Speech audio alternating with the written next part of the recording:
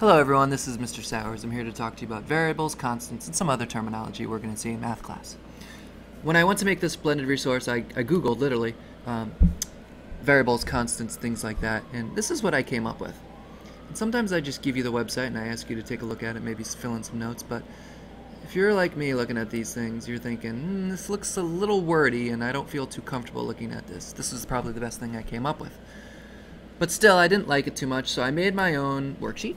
And I'm going to ask you to fill in the blanks and use this as a resource, as a reference, to come back and look at these terms. If you don't know a term, to come back to this.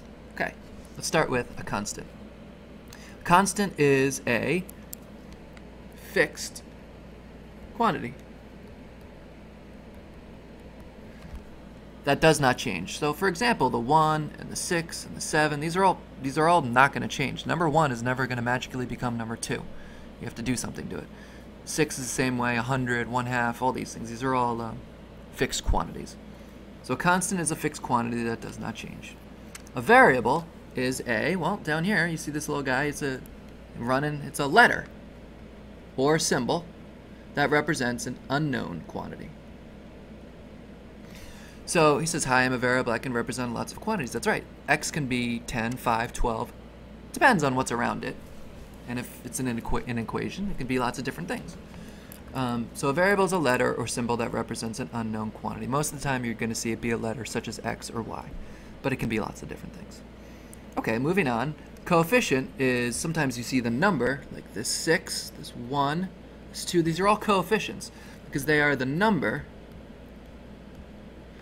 in front of a variable.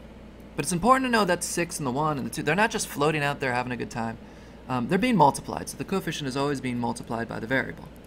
For example, 6a is the same thing as 6 times a, just so we know. Okay, moving on, a term is a constant, a variable. Okay, well, I gave those two away. Sorry about that. I'm going to erase those. You already know the answer, though. That's okay. A term is a constant, a variable, or when you take those two things, as we did up here, it's a product of the two, or more, constants and variables. So as I've kind of shown you here, this right here is a constant, and this right here is a variable, and this right here is the product of the two. These are all terms. The 6 is a term, the a is a term, and the 6a is a term. Those are all terms. So go ahead and take a look at number 1 through 5. I guess you know number 1, number 2, and try to decide whether or not they are terms or not. Pause and then come back when you're done. Yes, but if you said yes because this is a constant, way to go. This is also yes, but if you said yes because this is a variable, even better. This is also yes. This is not a constant or a variable. This is a term. It's because it's a product of the two. It's negative 12 times y. Is this a term? Yes. It's a product of negative 12, x, and y. It's negative 12 times x and y. Is this a term? Well, it's not one term. It's actually two terms. That's a term. Negative 12x, and the y is a term also. So I didn't mean to trick you, but it's actually two terms. This right here actually is down here. It's an expression because it's one or more terms.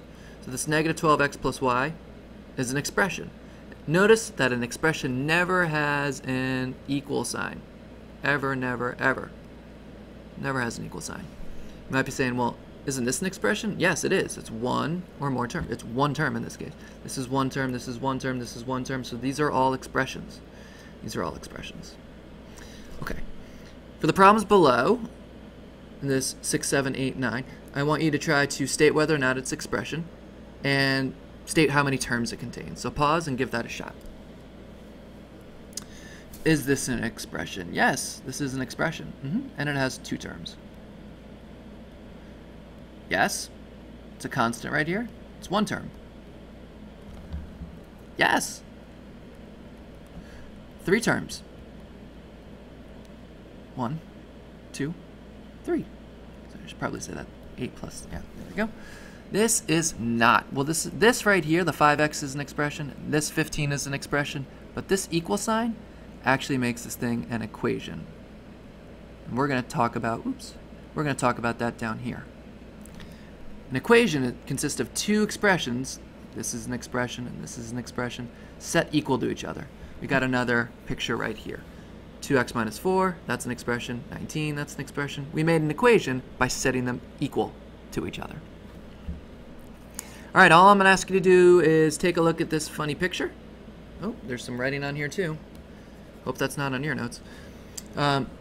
This little picture here, and comment as to why this child is so perplexed.